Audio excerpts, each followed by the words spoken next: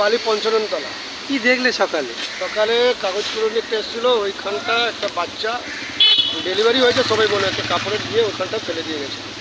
বেঁচে ছিল? বেঁচে ছিল, ওটাকে তুলে আমরা ওইখানটায় রাখলাম।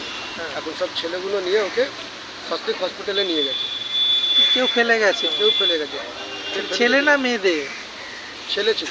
ছেলে ছিল, সদ্য আছে, হসপিটালে নিয়ে গেছে। তোমার নাম? আমার নাম মুস্তাক আনসার। ওইখানে ওই নোংরার মধ্যে। হ্যাঁ, মাসিটা লাইট জ্বলছে না মারা। বললাম, সে বলল